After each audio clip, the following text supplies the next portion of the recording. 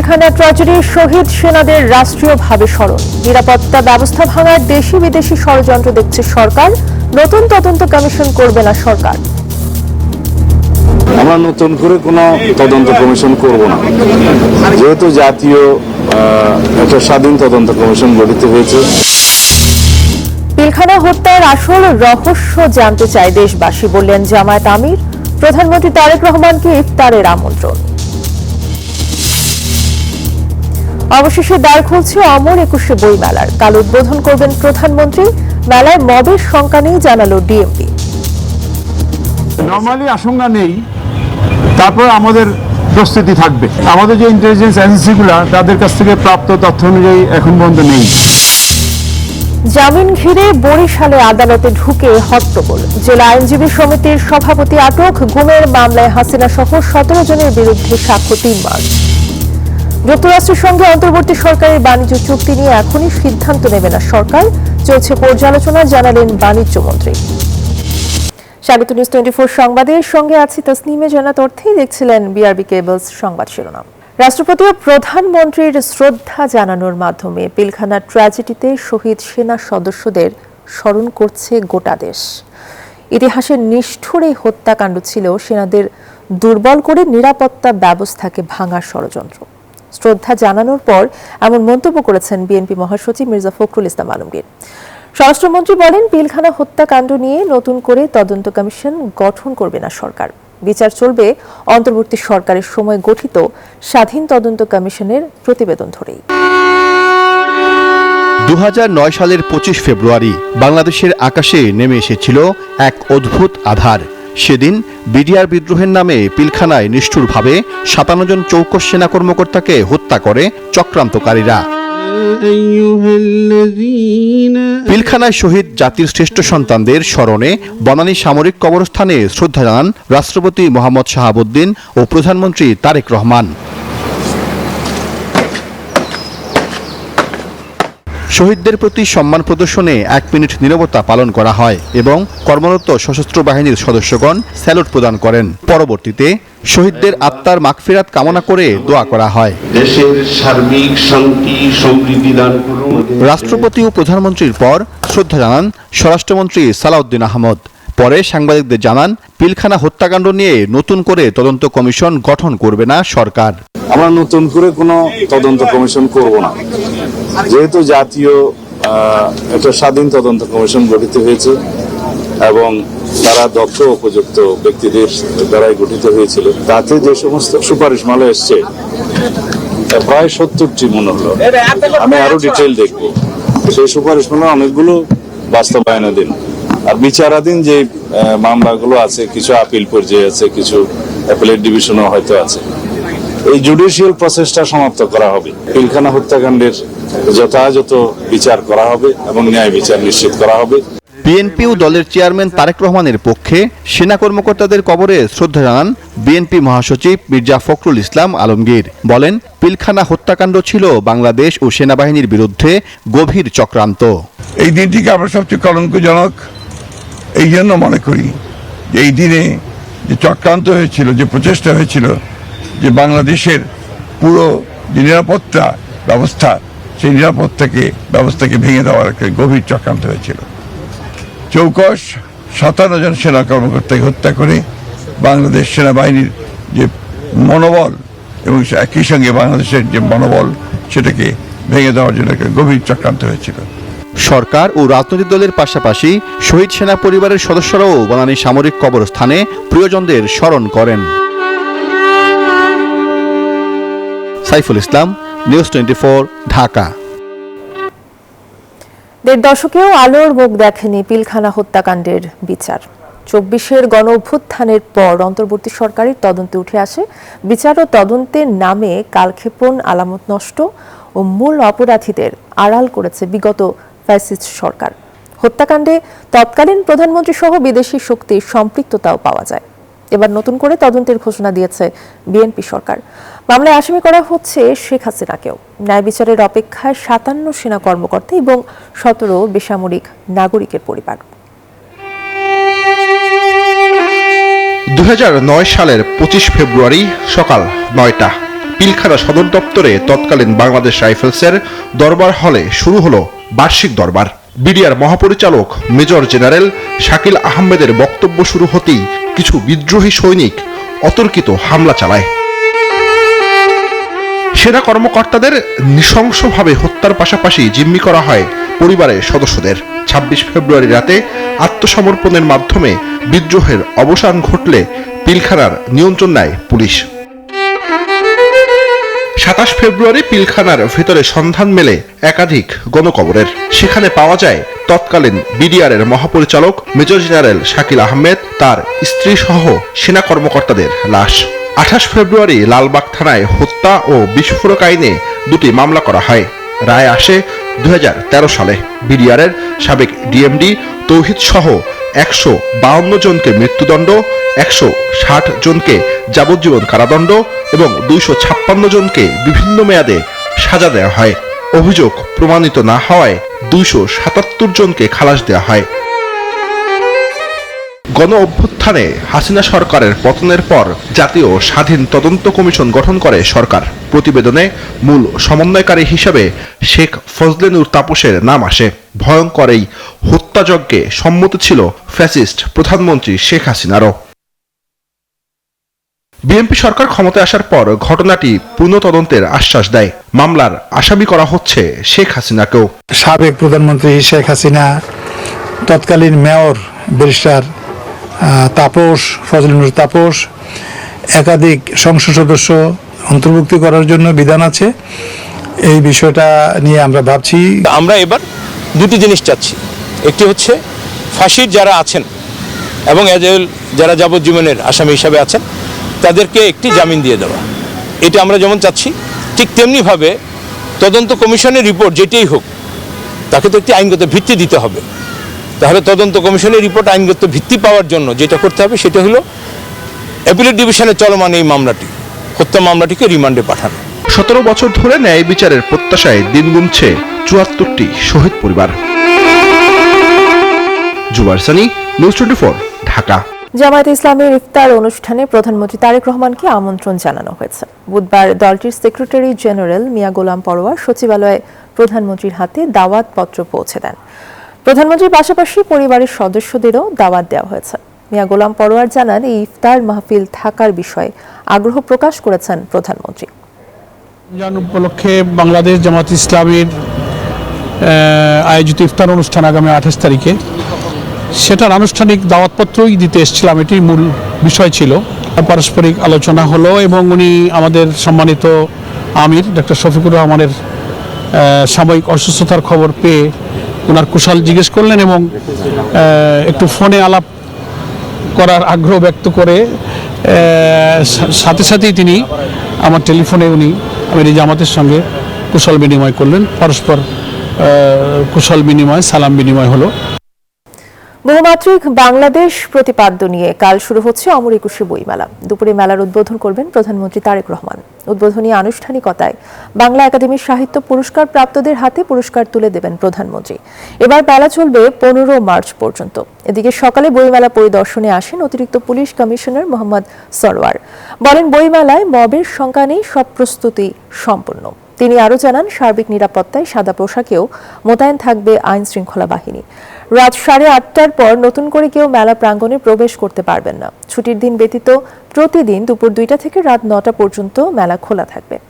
ছুটির দিন বইমেলা শুরু হবে বেলা 11টায় এবং চলবে যথারীতি রাত 9টা পর্যন্ত। পুলিশ কন্ট্রোল রুম থেকে 24 ঘন্টা পুলিশ কর্তৃক গৃহীত নিরাপত্তা ব্যবস্থা সার্বক্ষণিক মনিটরিং করা হবে।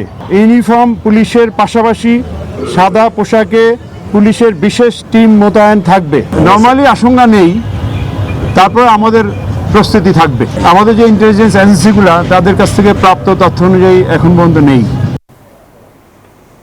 এ বিষয়ে আলোচনাতে বাংলা একাডেমি প্রাঙ্গণ থেকে আমাদের সাথে যুক্ত আছেন সহকর্মী আরিফুল ইসলাম। আরিফ, কাল থেকে শুরু হচ্ছে অমর একুশে বইমেলা, শেষ মুহূর্তের প্রস্তুতি কেমন দেখছেন?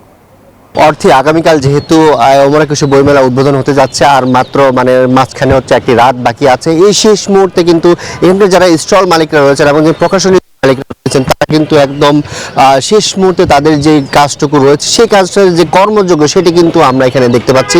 তারা সবাই যে যার যার মতো সাজসজ্জা থেকে শুরু করে এবং হচ্ছে তার যে আলোকসজ্জা থেকে শুরু করে এই ধরনের যত ব্যবস্থাপনা থেকে শুরু করে এবং বিভিন্ন বুকের যে শেলফগুলো রয়েছে যে শেলফগুলো থেকে শুরু করে এবং যার যার যেই ব্র্যান্ডিংয়ের যেই তাদের যেই প্রকাশনী বা তাদের যেই লঘু সংবলিত যেই দোকানগুলো রয়েছে যে যার যার অবস্থান থেকে মূলত দর্শককে এবং হচ্ছে পাঠকদের মনোরঞ্জন করার জন্য পাঠকদের দৃষ্টি আকর্ষণ করার জন্য কিন্তু যে যার যার মতো সজ্জা বা তাদের যেই কারুকাজ সেগুলো কিন্তু দেখাচ্ছে বা করে শেষ পর্যায়ে তারা সম্পূর্ণ করার চেষ্টা করছে।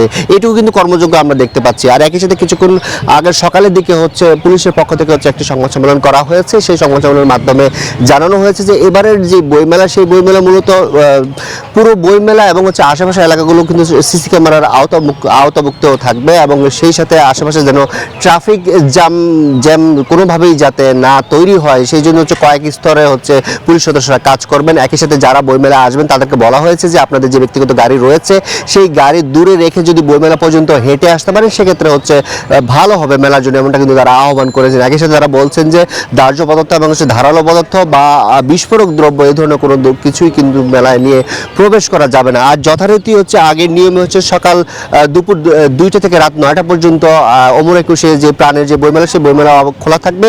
আর ছুটির দিনে হচ্ছে সকাল 9টা থেকে রাত 11টা পর্যন্ত বইমেলা খোলা থাকবে।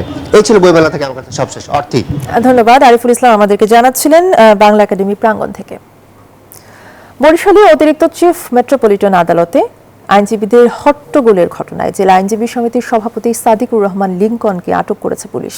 দুপুরে আদালত চত্বর থেকেই তাকে আটক করে আইন শৃঙ্খলা বাহিনী। এর আগে মঙ্গলবার আওয়ামী লীগ নেতাদের জামিন মঞ্জুরের প্রতিবাদে এবং অতিরিক্ত চিফ মেট্রোপলিটন ম্যাজিস্ট্রেটের অপসারণের দাবিতে আদালত বর্জন করেন আইনজীবীরা।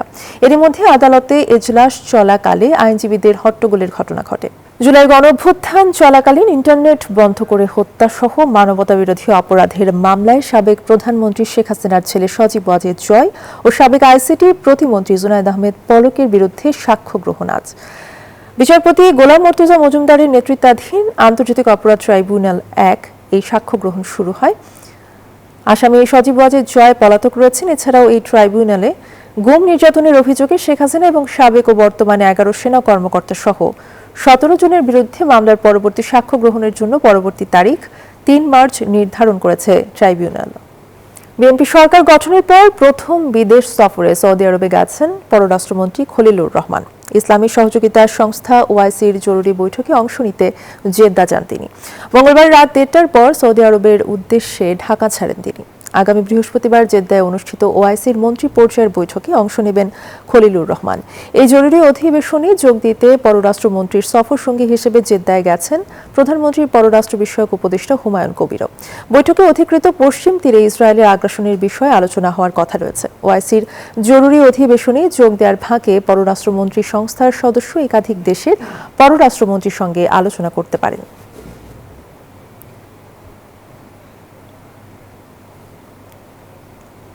প্রধানমন্ত্রী গতিশীল সিটি কর্পোরেশন গড়ে তোলার জন্য আপ্রাণ চেষ্টা করছেন বলে মন্তব্য করেছেন নবনিযুক্ত নারায়ণগঞ্জ সিটি কর্পোরেশনের প্রশাসক সাখাওয়াত হোসেন খান। বুধবার সকালে সিটি কর্পোরেশনের দায়িত্ব গ্রহণ করার পর এই কথা বলেন তিনি। বলেন, দলের নেতাকর্মী ও সকল শ্রেণীর মানুষকে নিয়ে নাগরিক সমস্যা সমাধানে কাজ করে যাবেন। এ লক্ষ্যে তিনি 60 দিনের কর্মসূচি ঘোষণা দেওয়ার কথা জানান। এছাড়াও নারায়ণগঞ্জকে ক্লিন সিটি গড়তে কাজ করে যাবে বলে আশ্বাস দেন নবনিযুক্ত এই প্রশাসক। আমাদের প্রধানমন্ত্রী গতিশীল প্রশাসন, গতিশীল সিটি কর্পোরেশন গড়ে তোলার জন্য উনি যে আপ্রাণ চেষ্টা করছে, কারণ এই সিটিগুলি বর্তমানের সিটির নাগরিক সমাজ অত্যন্ত দুরবস্থায় আছে। এবার জেরুসালেম নির্বাচন বিশ্লেষণ।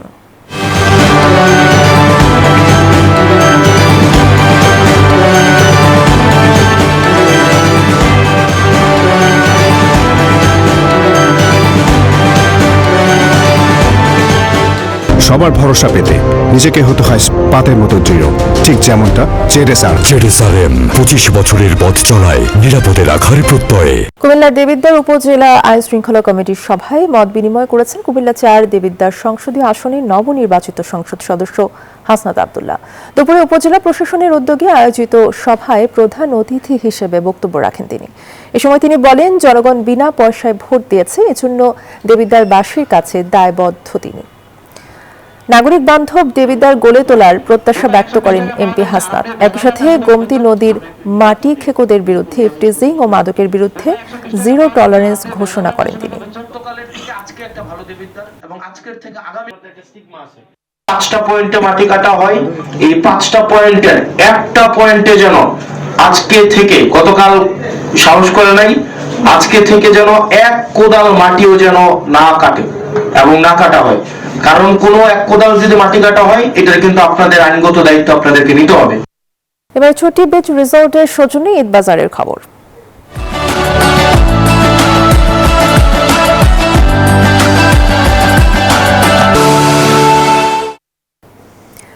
ঈদ কেনাকাটার খবর জানাতে রাজধানীর বসুন্ধরা সিটি শপিং কমপ্লেক্স থেকে আমাদের সাথে এই মুহূর্তে যুক্ত আছেন সহকর্মী রাশেদ রায়হান।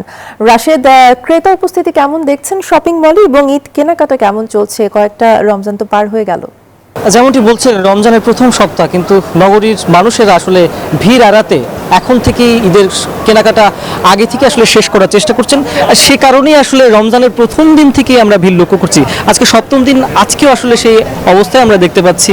ছেলে মেয়ে তরুণ তরুণীরা সবার পছন্দের শীর্ষে কিন্তু নতুন যে ঈদ কালেকশনগুলো আছে সেগুলো, এবং সেগুলোর দিকে নজর তারা দিচ্ছেন। পাঞ্জাবি, কুর্তা, কাবুলি পাঞ্জাবি, নানান রকম যে প্রিন্টেড পাঞ্জাবিগুলো রয়েছে, নতুন নতুন স্ট্রিপড শার্ট রয়েছে, সেগুলোর দিকে তরুণ তরুণীরা নজর দিচ্ছেন। পাশাপাশি জিন্স পাওয়া যাচ্ছে এবং এইসব পোশাকই আসলে যেগুলো নতুন এসেছে ঈদকে কেন্দ্র করে এখনই শপিং সেরে ফেলার চেষ্টা করছেন যারা এই সময়গুলোতে শপিং করতে আসছেন। এবং সকাল থেকে এই ভিড় টুকটুক করে কিন্তু বাড়তে বাড়তে বিকেল দুপুর গড়াতে এই সময়টাতে কিন্তু ভিড় আরও বেশি থাকে। এবং পাশাপাশি কিন্তু মেয়েদের যথেষ্ট পোশাক আশাক নতুন পাওয়া যাচ্ছে, লেহেঙ্গা, কুর্তা এবং লন আনস্টিচ যে পোশাক সেগুলো পাওয়া যাচ্ছে। এছাড়া বাচ্চাদের যে পোশাক সেগুলোরও পসরা আমরা পুরো শপিং মল জুড়ে আমরা দেখতে পাচ্ছি। একটু পাঞ্জাবির দামের কথা যদি বলি, যে কাবুলি পাঞ্জাবিগুলো রয়েছে সেগুলো 4000 থেকে শুরু করে নানান দামে পাওয়া যাচ্ছে। এছাড়াও শার্টও 1500 থেকে শুরু করে 3000, 4000 নানা দামে পাওয়া যাচ্ছে। এছাড়া জিন্স যেগুলো রয়েছে সেগুলো 2700, 2800, 1700 এসব নানান দামে নানান পোশাক কিন্তু এগুলো আসলে পাওয়া যাচ্ছে। এবং যেমনটি দেখাচ্ছিলাম, আসলে জেনজি সহ তরুণ তরুণীদের একটু ফ্যাশনেবল পোশাক কিন্তু তারা পছন্দ করে থাকে এবং সে কারণে কিন্তু তারা একটু ঘুরে ঘুরে বেছে বেছে ঈদের কেনাকাটা সারার জন্য আগে থেকেই ঘুরছেন, দেখছেন। এবং এই ছিল আসলে ঈদ বাজারের সবশেষ খবর। জানাচ্ছিলাম বসুন্ধরা সিটি শপিং মল থেকে। ধন্যবাদ রাশেদ আপনাকে। রাশেদ রায়হান আমাদেরকে জানাচ্ছিলেন বসুন্ধরা সিটি শপিং মল থেকে। এবারে মধুমতি ব্যাংক পিএলসি অর্থ বাণিজ্য সংবাদ। যুক্তরাষ্ট্রের সাথে অন্তর্বর্তী সরকারের করা বাণিজ্য চুক্তি নিয়ে সরকার এখনই কোনো সিদ্ধান্ত নিচ্ছে না বলে জানিয়েছেন বাণিজ্য মন্ত্রী খন্দকার আব্দুল মুক্তাদির। দুপুরে সচিবালয়ে সাংবাদিকদের এসব কথা জানান বাণিজ্য মন্ত্রী। বলেন, চুক্তির নানান দিক যাচাই বাছাই করে কিছুদিন পর এ বিষয়ে সিদ্ধান্ত নেবে সরকার। এই চুক্তি একটি বিকাশমান প্রক্রিয়া, এই বিষয়ে মন্তব্য করতে আরো সময়ের প্রয়োজন বলেও জানান মন্ত্রী। বাজারে আমদানি পণ্যের দাম এখন ঠিক আছে দাবি করে বাণিজ্য মন্ত্রী বলেন, অসৎ ব্যবসায়ীদের জন্য লেবুর মতো দেশীয় পণ্যের দামের ওঠানামা হয়। সেকশন 122 যেটা আইনি ব্যাখ্যা যেটা আছে, ধারা যেটা, সেটা হলো যে এটি সর্বোচ্চ 150 দিনের ভিতরে এটা তাদের ইউএস কংগ্রেস কর্তৃক রেটিফাই। আমাদের কাছে সরকারি পর্যায়ে কোনো ক্লারিফিকেশন আসেনি বা কোনো ইন রাইটিং কিছু আসেনি। তো সিনেটটা আমি আবারও বলবো যে একটা বিকাশ। 3 কর্মকর্তার শোকজ ও বদলির ঘটনায় বিক্ষোভ করেছে Bangladesh bank officers welfare council. সকালে বাংলাদেশ ব্যাংক প্রাঙ্গণে গভর্নরের স্বৈরাচারী আচরণের প্রতিবাদে এই বিক্ষোভ সমাবেশ হয়। এ সময় সংগঠনের নেতারা বলেন, গভর্নর আহসান এইচ মনসুরের একতরফা সিদ্ধান্তে বাংলাদেশ ব্যাংকের স্বায়ত্তশাসন ও কর্মকর্তাদের স্বার্থ ক্ষতিগ্রস্ত হয়েছে। দ্রুত অন্যায্য বদলি এবং চুক্তিভিত্তিক নিয়োগ বাতিল করে নিয়োগ ও পদোন্নতির জট কাটানোর দাবি জানান সংগঠনের নেতারা।